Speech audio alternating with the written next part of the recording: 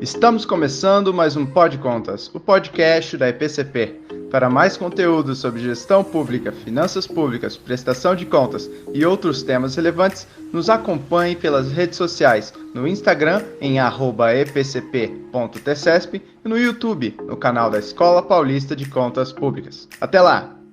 Olá, sejam bem-vindos ao Pod Contas, o podcast da Escola Paulista de Contas Públicas, da EPCP, vinculado ao Tribunal de Contas do Estado de São Paulo.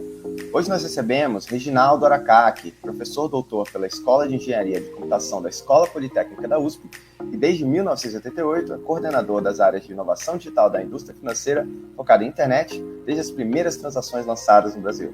E também recebemos Daiane Castro. Daiane é advogada de privacidade de dados, MBA em Direito e TI pela Poli da USP e também é especialista em Direito Penal com ênfase em Cybercrimes pela PUC São Paulo. Ela ensina TI há mais de 10 anos, atuando como consultora jurídica em inovação tecnológica e na implementação de projetos de LGPD e treinamento sobre privacidade de dados. Professor Reginaldo, professora Daiane, muito obrigado por toparem conversar conosco. Prazer é nosso, muito obrigada em participar e principalmente tendo aí também o professor Reginaldo, que tem ampla experiência na parte técnica, implementação de projetos, indústria, academia. Vamos lá, vamos conversar um pouco sobre privacidade de dados. Boa tarde, muito obrigado pela oportunidade, então, Maurício. A gente até brincava nos bastidores da dificuldade da área, um engenheiro conversando com uma área tão, distinta como a da direito, e na verdade, toda a nossa temática é uma conexão super importante, Então, muito obrigado aí pela oportunidade. Perfeito, professor. Realmente é uma interconexão muito interessante, Basicamente, normatizar uma área que a parte técnica é da TI, Mas você coloca ela na lei, você traz isso para a lei, é realmente algo muito interessante e um movimento global, de certa forma, tem acontecido em diversas partes do mundo, é um grande desafio. E por isso a gente estava conversando aqui nos bastidores, aqui os colegas, a gente estava conversando sobre o curso, que para quem os colegas de fora do tribunal, esse podcast, o professor Reginaldo e a professora Daiane deram um curso aqui para os nossos servidores da casa do tribunal sobre a Lei Geral de Proteção de Dados, Então, esse podcast vai ser, de certa forma, uma sequência um pouquinho desse curso, assim, um debate sobre os temas que a gente conversou. E eu queria começar, então, perguntando para a Daiane, assim, sobre por que nós precisamos de uma Lei Geral de Proteção de Dados, E na sequência também, eu queria que o professor Reginaldo exemplificasse sobre a implicação da LGPD em uma situação, por exemplo, que uma pessoa visita um condomínio comercial, Uma situação banal aí do dia a dia, a gente faz isso todo dia, a gente vai na casa de um colega, do condomínio, se identifica, dá identidade, dá o número, tira uma foto, Mas que contém essas nuances aí em relação às leis que muitas vezes passam desapercebidas, Então, esses dois pontos eu acho que são pontos centrais para a gente começar essa discussão, É isso aí. E a Lei Geral de Proteção de Dados, ela veio, Maurício, como uma pressão da União Europeia para que os demais países que com ela faziam negócios também concedessem um nível de privacidade, proteção de dados aos cidadãos de forma geral, porque a lei ela se direciona para as pessoas físicas. Então, todos nós, no limite, sendo um consumidor, sendo um trabalhador, sendo um servidor público, nós temos os nossos dados sendo tratados. E o Brasil, ele publicou a LGPD depois de um tempo do regulamento europeu, que é o GDPR, o General Data Protection Regulation, e ele praticamente se baseou na maioria dos dispositivos, porque é muito forte essa discussão na União Europeia, e ela veio avançando. Não com o objetivo de impedir a circulação dos dados, impedir o desenvolvimento econômico, mas para regular, para que o titular, ele que é o detentor, o possuidor dos seus dados pessoais, saiba as finalidades para as quais estão sendo usados os seus dados, com quem esses dados são compartilhados e também estabelecer um limite, para evitar que esse compartilhamento exacerbado faça com que ele, que é o verdadeiro dono, não tenha nem conhecimento das operações que são feitas. Então, nós temos muitas empresas no Brasil que começaram esse movimento de adequação antes mesmo da LGPD, por conta da forte tendência, E depois, com a entrada em vigor do LGPD, esse movimento teve um pouco mais de aceleração. Várias empresas de todos os portes, segmentos, passaram a se adaptar, porque a LGPD ela se aplica ao poder público, ela se aplica à iniciativa privada, e todos precisam se adaptar nos seus diferentes níveis. Então, a LGPD, muitas pessoas falam sobre os procedimentos eletrônicos, mas a LGPD se aplica tanto aos tratamentos em processos físicos quanto eletrônicos. E o principal, quando a gente fala de LGPD, a gente fala de processos, a gente fala de sistemas, mas principalmente o cerne da LGPD, a motivação principal da LGPD é sobre pessoas, ou seja, aplicar os treinamentos é importante, aculturar as pessoas que estão na linha de frente tratando os dados pessoais, porque se a empresa ou o poder público implementa o processo de LGPD, implementa tudo que é necessário para privacidade e proteção de dados, mas não treina quem fica na linha de frente, e não é só a alta gestão, são todos que participam de atendimento ao público, ao serviço público, tudo aquilo que é disponibilizado aos cidadãos, aos consumidores, aos jurisdicionados, a gente não vai ter alcançado o verdadeiro objetivo da LGPD. E bem assim quando a gente pensa nos condomínios, não é, professor Reginaldo? Que é um assunto, é uma temática muito frequente dos nossos projetos de implementação. Que bela provocação essa, né, Daiane? O Maurício já provocou, olha só, dá um exemplo aí de um condomínio. E antes disso, né, Maurício, um negócio bem legal para a gente comentar aquilo que está acontecendo agora. Quando a gente vê mudanças de gerações, às vezes ela é tão forte quanto a questão do que a gente vê no mundo da tecnologia também em paralelo. A gente quando fala o que é a transformação digital, o que a gente diz quando estamos usando muito a internet das coisas, né? Olha, e a tal da cloud computing, Maurício. Então o que a gente tem hoje?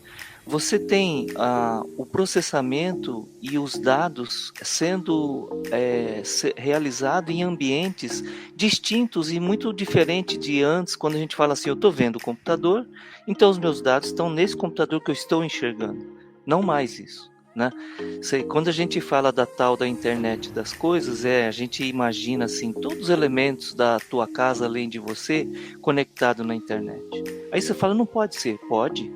Você sabe que se você ficar observando um programa que você gostou, né, um programa ao vivo, ele pode detectar através da câmera que tem nessa televisão, se você observou demais um tipo de roupa, uma bolsa, né, uma gravata, e daí vir toda uma propaganda. Né? Então o que está acontecendo? Em tempo real, não é que só a gente que absorve uma informação, nós estamos conectados na rede. Outro dia me perguntaram assim, poxa vida, você fala muito que as coisas estão ligadas na internet, quando a gente está andando pela rua, né, Daiane, quantas vezes a gente é registrado? Mas como assim? Em toda a casa provavelmente tem uma câmera de rua. E às vezes a gente chama aquela câmera de câmera IP. Mas aquela câmera ela é proprietária daquela residência, será? Será que a gente tem certeza que aquela imagem que ela coletou de você, sem você saber, ela está parando somente nos registros de segurança da residência? Né? E se você tiver uma espécie de um ataque que beira o ataque cibernético e aquela câmera ela estiver sequestrada, ela poderia coletar os dados do movimento de uma pessoa pela rua e fazer um uso que a gente não sabe o objetivo. Aí nesse caso o que acontece? Você está... A imagem de uma pessoa andando, Reginaldo, ela é muito inofensiva, não tem problema. Então, nesse caso, cai naquele conceito, né, Maurício, que são dados pessoais sensíveis. É biometria, uma face, um movimento. Mesmo você estando de costa, você coletando o movimento, você consegue calcular e ter a exatidão da altura, do tempo, do jeito e uma série de itens, até mesmo a idade ela pode ser verificada. Mas eu queria colocar então, além desse conjunto de situações, né, lembrar esse exemplo provocativo. Olha só, quando a gente vai num condomínio, num prédio de um condomínio de escritórios, né? Então, por exemplo, vamos pegar, imaginando que eu vou visitar o prédio do condomínio onde se encontra o escritório da doutora Daiane, né? Então veja, você chega de automóvel nesse condomínio e você coloca o teu carro no estacionamento, né? Aí, será que acontece dados de privacidade aí, gente? Então nós poderíamos lembrar assim, eu acho que não, mas aquela câmera de vídeo capturou os dados do teu automóvel, da placa, e também fotografando o motorista lá, quem está dentro do carro, né? Então tá bom, teve 2 coletas de dados aí. Quando você chega na recepção, fala, olha, eu vou visitar o escritório da doutora Daiane, então meu nome é Reginaldo, está aqui os documentos, todo o registro acontece ali na recepção. Dá licença, Reginaldo, vou tirar uma foto sua aí de novo, né, esses dados. Esse conjunto de informações do estacionamento, dos dados cadastrados para obter um crachá de acesso, e a movimentação que eu faço nesse condomínio até chegar no escritório, tudo isso pode estar registrado digitalmente. Reginaldo, isso é muito técnico, isso. Só que esta informação, como eu disse, hoje, muitos desses dados não estão no computador que está perto da pessoa da recepção. Ele usa um processamento digital na nuvem, né? Agora, é claro que, de acordo com a LGPD, a finalidade desses dados que me foram capturados é somente para aquela visita ao condomínio. Perfeitamente. Então, esse é o cuidado, né? Os dados foram coletados, são dados pessoais que podem envolver a biometria, como, por exemplo, a câmera da fotografia, alguma coisa assim, impressão digital em algumas situações, né? Por exemplo, num hospital. Aí, nesse movimento, quando a gente está registrando esses dados, ele tem uma finalidade específica e armazenado num lugar, por exemplo, na computação em nuvem. Então, neste caso, cuidando dessa finalidade, está tudo certinho. O que pode acontecer, né, Maurício? Será que esses dados podem sofrer ataques?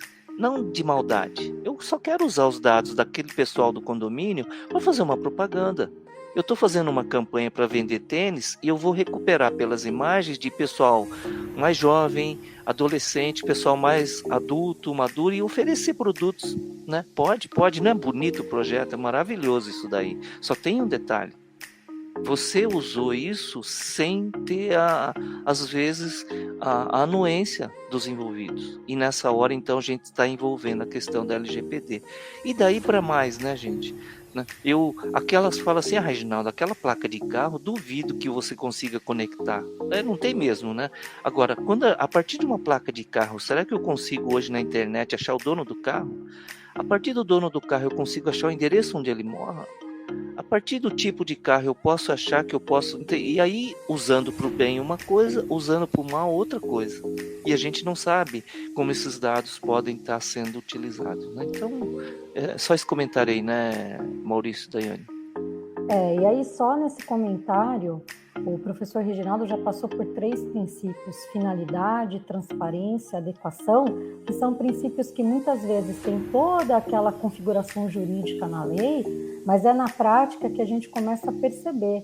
E quando a gente pensa hoje, por exemplo, em grandes clubes, e aí há também experiência nesse sentido de projeto de implementação, esses grandes clubes funcionam como um verdadeiro condomínio, porque hoje tem toda essa conexão, você tem software que está integrado, então a cada catraca eletrônica, a cada coleta de biometria, seja de dedo, seja de face, você tem ali outros operadores que estão trabalhando para o armazenamento das informações, que estão na nuvem, e esses cuidados precisam acontecer para que o titular tenha garantido o seu direito à privacidade, dê a sua anuência nos casos em que se exige o consentimento para que o dado seja trabalhado, armazenado, enfim, e possa acontecer então esse tratamento, já que o conceito de tratamento de dados praticamente envolve tudo aquilo que se faz com o dado pessoal que é coletado, armazenado, compartilhado e até mesmo descartado.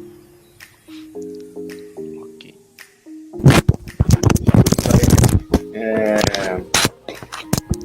Muito bom o ponto. Eu acho que tem uma outra questão também que, trazendo até um pouco da minha experiência pessoal, assim, eu recebo, né? Acho que todos nós, na realidade, né? Mas eu, no meu caso, recebo de vez em quando propaganda, assim, de coisas que, assim, de empresas que eu vejo que eu nunca dei meus dados para aquela empresa, eu nunca comprei nada daquela empresa, eu não sou cliente. Porque quando você é cliente, você meio que entende, você fez lá seu cadastro, comprou um produto, a empresa no ano seguinte ela te oferece a nova versão do produto, sei lá. Você entende? Tem algum sentido aí. Você não ficar me mandando todo dia, né? Pelo menos. Agora, agora você vê umas empresas que pô, nunca comprei nessa empresa, cara, nunca comprei, por que tá me oferecendo? Né? Pelo cartão, ou plano de alguma coisa, um produto X, que você fala, pô, eu não sou cliente, nunca comprei. Então, assim, você vê que existem algumas pessoas ou roubando dados, né, vendendo, ou algumas empresas têm uma base de dados e acabam, né, não garantindo a segurança mínima daqueles dados. Né. E realmente esperamos que a LGPD, não só pela questão jurídica mesmo, mas até por uma questão cultural, né, gere nas pessoas essa preocupação, né, com a segurança dos dados, né, de uma forma cultural, assim, isso, seja mesmo enraizado. E essa inovação dos cadastros de hoje em dia, né, qualquer passo que você dá um cadastro, dá o seu dado, dá a sua imagem, é realmente complicadíssimo, né? Mas é a nossa realidade. Mas eu tenho um outro ponto assim, que eu queria trazer agora para a gente comentar também, que é um dos princípios da LGPD. A professora Daiane comentou sobre alguns outros que a gente já passou assim, por cima na primeira pergunta, mas esse segundo ponto que é o princípio da não discriminação, né? Porque se comenta, assim, se tem casos que eventualmente já ocorreu que alguns algoritmos foram criticados como podendo causar algum tipo de discriminação, né? Por exemplo, direcionar para algum grupo específico ou algum resultado para algum grupo específico em detrimento de outros grupos. E tem um exemplo que pode ser complicado, por exemplo, é de vaga de emprego, né? Então, assim, realmente isso é algo que a gente pretende que quando abra uma vaga de emprego, as pessoas se cadastrem ali de forma pessoal e depois a empresa julga quem que é mais adequado para a vaga, mas não simplesmente excluindo um grupo ou beneficiando outro grupo, né? Então, eu queria que vocês comentassem um pouco mais sobre isso, além de que, né, se a empresa é responsável por um algoritmo desse, né, ela pode ser responsabilizada, né, nos termos da LGPD, sim ou não, e como seria essa responsabilização. Nós aqui, que somos leigos ainda, né, nessa aplicação, estamos começando, sim, vamos dizer, engatinhando na aplicação da LGPD, a gente às vezes fica pensando que os algoritmos possam ser capazes de criar conexões entre dados, né, com a coisa de dados não estruturados, e varrendo, né, fazendo uma edição de dados, achando conexões e ligações que às vezes até o ser humano, assim, capaz e até especialista na área que olhe e não consiga fazer essa relação, né. Então, é possível também que esses algoritmos e softwares funcionem de alguma forma não planejada pelo desenvolvedor, e de certa forma esse é um exemplo, né? Às vezes o desenvolvedor não pensou, não, deixa eu discriminar um grupo, não, às vezes criou um software e aí ele acabou indo por um lado que depois descobriu que era um lado não tão desejado. Então é isso, assim, essa questão da não discriminação, esse caso que você teve, eu vou dar a opinião de vocês. Posso comentar, doutora? Então, sabe que a gente tem trabalhado muita pesquisa na área de inteligência artificial, Maurício, e existe também uma categoria de programas que são aquelas em que a gente prepara uma machine learning, né? Então, são um exemplo tradicional. Está muito avançada a questão de reconhecimento de imagem. Assim, você treina uma machine learning dessa, e aí ele bate o olho, né, fala assim, é a Daiane, é o Maurício, é o Reginaldo. E existem pesquisas que a gente faz que está relacionado assim, mas não é que é buscando um algoritmo enviesado. No processo de treinamento desses programas, você utiliza dados de treinamento. Então, por exemplo, você consegue descobrir hoje essas machine learnings que funciona bem para rostos ocidentais. Se for para um oriental, ele não consegue reconhecer. Aí parece aquela brincadeira, né? Parece todo mundo parecido aí, né? Olhinho puxado, ele não consegue reconhecer. Mas não é verdade. O que acontece aqui é que o algoritmo ele foi treinado com uma base de conhecimento que levam a esse tipo de resultado. Então, quando nós olhamos esse tipo de sistema, né? Sempre assim, o sistema ele não foi criado com uma vontade de fazer discriminação do ponto de vista técnico. tantos os programas tradicionais de avaliação, aí, como esse exemplo que você colocou de vagas de emprego, como também sistemas em que utilizem técnicas avançadas agora de machine learning, de inteligência artificial, eles são construídos e eles podem se configurando em função dos dados que ele recebe para o seu parâmetro, para o seu aprendizado, ao que a gente chama de aprendizado de máquina. Então, nesse caso, o que é importante para nós é de que forma, qual o rastro, qual a rastreabilidade, de que dados nós utilizamos para treinar esse tipo de algoritmo. Né? Aí com isso você avaliar de maneira cuidadosa se realmente aquilo aconteceu uma discriminação ou simplesmente ele é um erro do sistema que pode ser melhorado. Né? Então, em ambas as situações alguém pode se sentir prejudicado, mas essa questão de você saber que se trata de um ajuste que pode ser feito, né?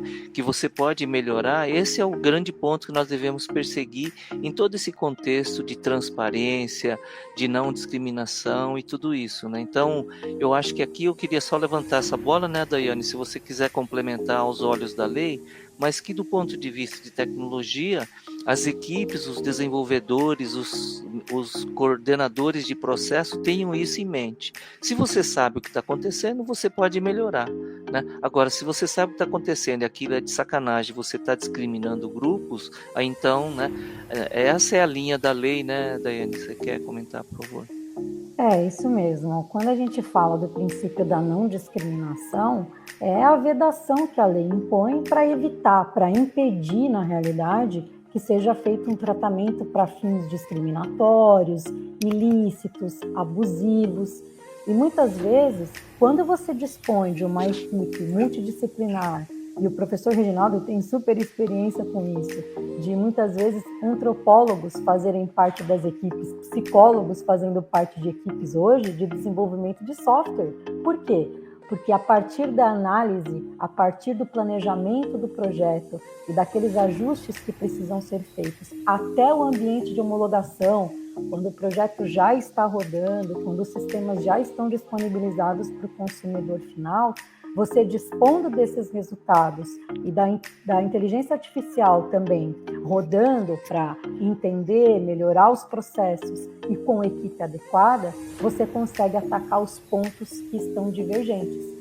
E aí, avaliar a lei, a realidade, avaliar o princípio da não discriminação ao modelo de negócios. Então, é muito importante quando a gente fala desse tema recorrente de equipe multidisciplinar, porque cada empresa ela tem um processo de negócio. E isso vai ser respeitado, a empresa tem que adaptar os seus sistemas e tem que ter essa equipe para poder avaliar juridicamente e tecnicamente o que os algoritmos estão fazendo, da forma como é esperado o comportamento, o resultado desses sistemas e de que forma isso pode ser melhorado, para não esbarrar, para não infringir, para não violar esse princípio da não discriminação. E atender a lei, atender o processo de negócio, respeitar o titular de dados e fomentar o desenvolvimento econômico, porque, afinal de contas, é tudo que nós queremos, que haja o acesso por parte do titular, que ele tenha aí os serviços que cada empresa tem que oferecer, de serviços de dados mesmo, a solicitação dele para revogar o consentimento, a solicitação dele para entender com quem que foi compartilhado aquele dado, uma eventual situação de incidentes de dados. Então, a gente está falando de um grande guarda-chuva que abarca dentro dele essas questões que são importantes e exige que cada empresa, no seu processo, que cada profissional trabalhe com foco nisso. Por isso que quando a gente fala de aculturamento, de treinamento, fica até repetitivo, mas é isso, porque a gente faz a leitura da lei, a gente coloca o processo daquele momento a respeito da lei, da evolução daquele momento. Novas normas da NPD serão publicadas, e outras mais que podem fazer parte desse grande programa que é a proteção de privacidade de dados. Então, a gente tem que ir avançando e os processos vão acontecendo. Então, implementou, só que é na prática que os profissionais que estão ali interagindo, na segurança da informação, no gerenciamento dos serviços do titular, na implementação, porque acrescentou-se um novo produto, um novo processo de negócio, tudo isso fazendo parte desse grande guarda-chuva.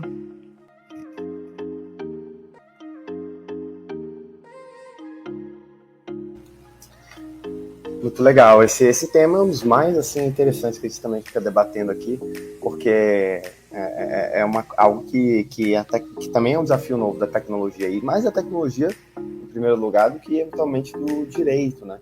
Porque envolve até, como a gente comentou, uma certa imprevisibilidade de novos desenvolvimentos, né? O professor comentou sobre machine learning, essa coisa de um programa que aprende sozinho, né? Então, assim, claro que sempre costuma ter um humano para apertar algum botão ali, né? Em algum momento, mas o programa às vezes ele vai por um caminho que você às vezes não necessariamente esperava, né? Então, realmente é um desafio para nós. Outro ponto que também é um grande desafio, assim, é que a questão, além dessa coisa dos cadastros, que a gente não contou, a gente fica dando nossos dados a todo momento, as redes sociais, né, também abriram muito a nossa privacidade, né? Hoje em dia a gente publica textos, fotos, vídeos, e muitas vezes, assim, a gente publica uma foto, se a gente não deletar, aquela foto vai ficar, daqui a 10 anos aquela foto ainda vai estar lá, daqui a 20 anos aquela foto ainda vai estar lá. Algum amigo seu pode, por exemplo, baixar aquela foto, printar, né, fazer o print da foto, pode compartilhar a foto, ou esse tipo de coisa. Então, assim, a privacidade realmente é algo que está mudando o conceito, né, nesses últimos anos. E aí, dentro desse tema, por exemplo, se um usuário de uma rede social, ele compartilha, né, fotos, textos, e outro usuário replica esse conteúdo na mesma rede social, de alguma maneira que seja indevida, ilegal, esse tipo de coisa, a LGPD demanda alguma providência da empresa proprietária, porque ela tem que barrar o conteúdo, deletar o conteúdo sob pena de ser responsabilizada de alguma forma? Eu vou começar a comentar essa questão e já vou passar a bola para o professor Reginaldo, porque essa questão, além da privacidade de dados, ela envolve a questão da rastreabilidade, que é um ponto muito importante na implementação da LGPD, na prestação de serviços ao titular de dados, para que sejam garantidos os direitos. Então, quando a gente fala, por exemplo, daquelas hipóteses que a lei não se aplica, né, que seria o tratamento realizado por uma pessoa natural para fins exclusivamente particulares e não econômicos, a gente tem que entender também que a empresa ela tem um processo de negócio, ela tem um processo de rastreabilidade, onde muitas vezes o titular publicou uma foto e aí alguém até desconhecido replica essa foto. Então, por parte da empresa, é desejável que haja uma notificação para esse usuário e que esse usuário tenha condições de se opor a essa publicação que foi feita e disponibilizar efetivamente um mecanismo para que isso seja excluído. Professor Reginaldo, por favor, complementa para a gente essa parte da rastreabilidade, porque é um ponto muito importante quando a gente fala de processo de privacidade de dados. Olha, se você me permite, eu só voltar numa situação que o Maurício nos provocou, e daí acho que nós até comentamos, né, um pouquinho antes, que é como fica a responsabilidade da empresa, Maurício, quando acontece alguma situação daquela da discriminação. Eu vou pegar daquele teu exemplo, do nada você está recebendo propagandas de coisas que podia ser do bem, mas podia ser meio pro mal, é um negócio que te deixasse desconfortável. Ambos os casos, você até aceitou, puxa vida, o cara aceitou que eu estou procurando aqui um material esportivo e do nada veio uma propaganda do jeito que você precisava. É só você clicar e comprar ainda, acontece muito isso, né? Em ambos os casos da discriminação, nesse caso, ele, pela NPD, pela lei, já é um incidente de dados. Em tese, você já poderia reclamar, olha, site, você está usando os dados que eu não concedi, né? Não dei o consentimento. Aí o que acontece? Volta também para essa outra questão da rede social. As empresas, pela rastreabilidade, ela é super importante, tão importante quanto a defesa. Eu vou proteger os dados aqui do Reginaldo, não vou deixar, né? Você também ter a rastreabilidade, porque nós estamos falando de business digital, de que jeito que você solicitou esse consentimento e de que jeito que as transações, o treinamento, no caso lá da machine learning ou dos algoritmos, quais critérios foram utilizados na hora que ele executou uma questão. Por quê? A lei não foi criada para ferrar com alguém e simplesmente beneficiar outro, é para que haja um equilíbrio. Então, os engenheiros, os técnicos, todo mundo que estão construindo sistemas tem que lembrar agora dessa questão. Não é lei simplesmente falado, ele se torna um requisito de um sistema. E um dos itens que fica muito forte nesse sistema é essa rastreabilidade mencionada pela Daiane, né? Então, quando acontece uma discriminação, você pode mostrar que não foi, e se foi uma discriminação, foi um erro que pode ser corrigido, né? Se você está usando os dados do Maurício, em algum instante teve lá o consentimento de eu poder estar utilizando esse dado, por bem e por mal. Poxa, não teve uma falha aqui, Maurício. Então nós estamos aqui agora numa situação que cometemos um incidente, já estamos fazendo uma ação para nunca mais se repetir. Essa é o que vale. É isso que a lei vai promover, é o controle e uma transparência para que todo mundo tenha um empoderamento e um equilíbrio, né? Diferente de nos momentos, até hoje a gente vê muito, onde você é simplesmente um produto, né? A gente está usando uma rede social ou um produto ou uma aplicação de graça. Será que é de graça, né? Você coloca tanta informação que aquilo tem um valor enorme. Então, quando a gente brinca, né, que você é o produto, é isso que a lei está trazendo aí, todo um contorno, né, e uma orientação desse equilíbrio e desse cuidado. O dado vale muito e mais. Pô, tem dono. Não é porque eu cadastrei os dados da Daiane aqui no meu sistema que eu sou dono desse dado. Essa é a questão da lei, né, Daiane? E assim, a gente percebe um movimento muito forte em termos de implementação, adequação, que são os documentos jurídicos. E aí a gente vai para aquele antigo ditado, né? Não basta ser a mulher de César, tem que provar que é a mulher de César. E é por isso que a rastreabilidade ela tem importância, porque você ter a adaptação jurídica dos seus documentos, termos de uso, políticas de privacidade, cláusulas contratuais de privacidade de dados é muito importante e você atinge um nível determinado de completude para implementar o projeto LGPD.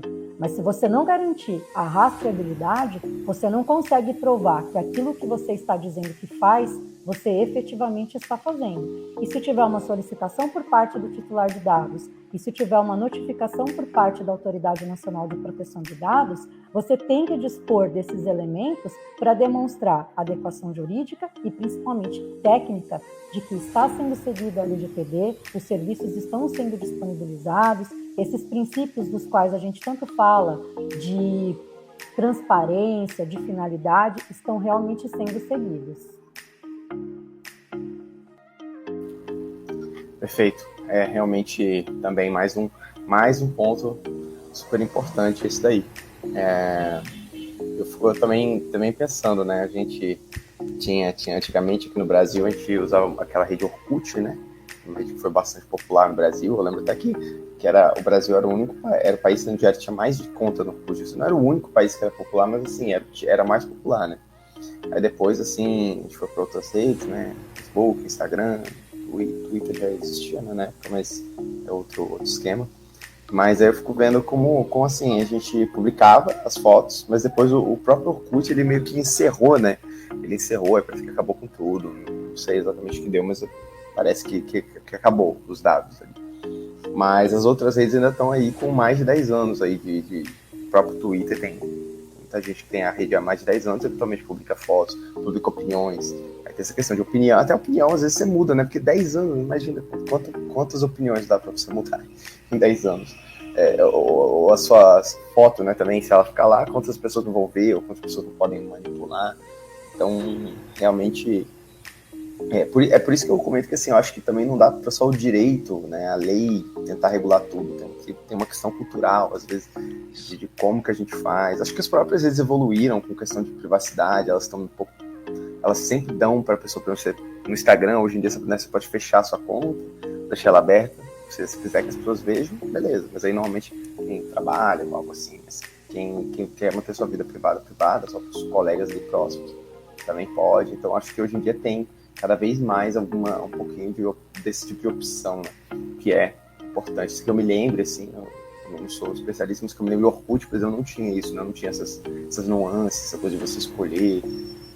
Então, de certa forma, uma evolução assim, da própria modo como as redes veem essas coisas. Então, eu queria, apesar desse comentário também, eu queria fazer um outro ponto, e um último ponto, assim, confesso, até por adiantado do tempo. Eu queria saber de vocês, assim, professores assim, da área, se vocês têm acompanhado a aplicação prática da LGPD e se nesse acompanhamento você tem observado talvez alguma falha, omissão ou pelo menos assim uma oportunidade para aprimoramento, para melhorias na LGPD, algum tipo de calibragem, alguma coisa assim, o que vocês têm a comentar? Você quer comentar? Eu comento. Então, deixa eu fazer alguns comentários, daí eu passo para a Daiane fazer a finalização do assunto dessa questão da lei. Sabe uma coisa, né, Maurício? A lei, ela, para nós da área de tecnologia, são requisitos que eu vou ter que usar no sistema, né? Então, nesse aspecto, nós temos muito para avançar, muito, né? Então, todos os tópicos da lei, eles são elementos de projeto de um sistema. Você tem que inserir aquilo. Ele não é de um lado o sistema, do outro lado a lei. Vários pontos da lei ali, eles se transformam em aspectos do código, aspectos de eletrônica, de tecnologia que você tem que inserir, de uma regra, de uma machine learning, tudo isso, né? Então isso é constante, ele está o tempo inteiro evoluindo, e você imagine. Desse aspecto, a LGPD ele já nasce muito forte porque herda uma série de itens que já estavam vindo já da própria indústria financeira no Brasil, que é muito avançada, aí o EGDPR, aí você tem aí as outras leis relacionadas à proteção de dados, né? Sempre lembrando também dos ataques cibernéticos, que é uma constante, né? Então, ataque cibernético que envolve também essa coleta de dados para o uso, para fazer mal para as pessoas, tudo isso fez com que a área de tecnologia esteja o tempo inteiro desenvolvendo técnicas e evoluindo. Então, nesse aspecto, ele é muito completo, a lei, voltando à tua pergunta, né? Porque você já tem muitas ações. Agora, o que nós temos que fazer, temos muito por fazer, né? Para poder realizar e implementar de maneira muito forte, né? Cada vez mais bem firme, né? Aquilo que está estabelecido na lei com os sistemas, né? Então, isso aí ele é contínuo o aprimoramento, né, Daiane?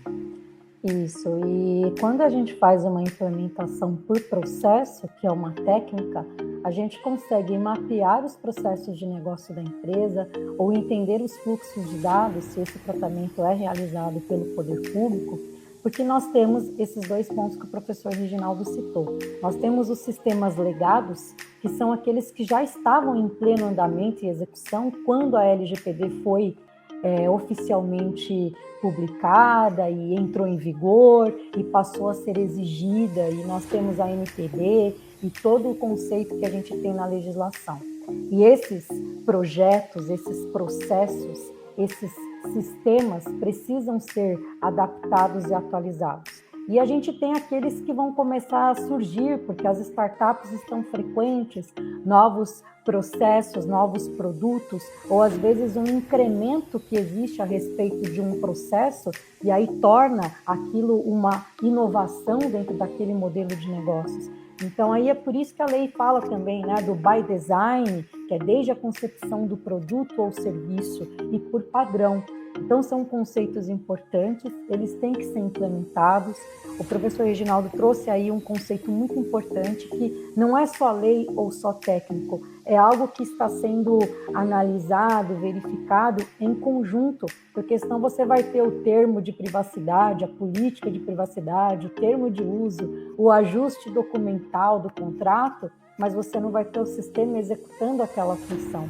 E é por isso que quando a gente começa a estudar, entrar para os projetos, perceber aqueles requisitos, aquelas funções do sistema, aquelas outras partes que não são funções do sistema, mas são requisitos de qualidade, que é o que se pode razoavelmente esperar do sistema. Então, a privacidade é um deles, a segurança é outro deles, e a gente tem vários outros atributos de qualidade que a gente fala do sistema.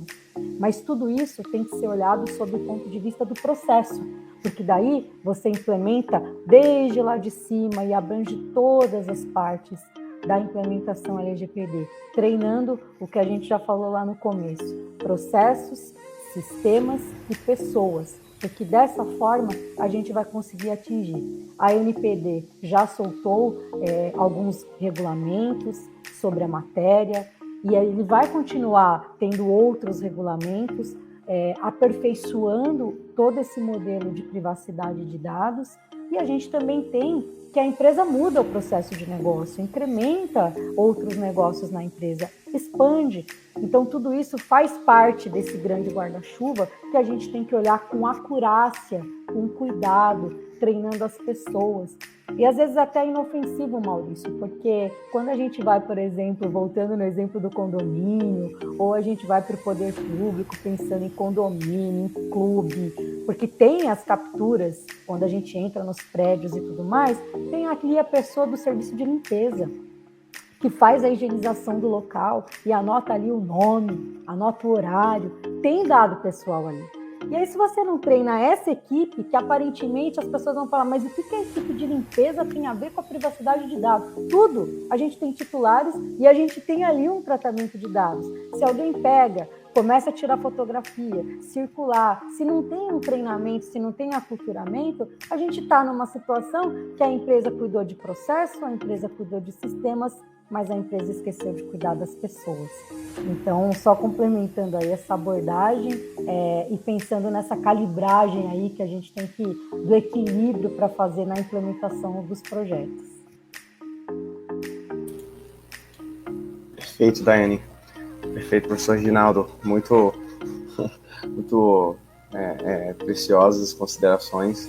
Quero agradecer muito a presença, gostei muito dos pontos, acho que desenvolveu bastante. E como esse podcast vai ficar disponível para o público, para todo o público, né, aberto, para qualquer um que quiser ouvir no Spotify, Google Podcast, Apple Podcast, etc.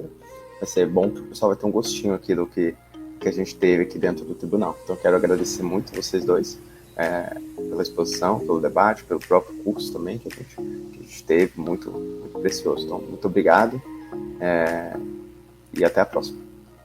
Muito obrigada e até a próxima. Muito obrigado, Maurício.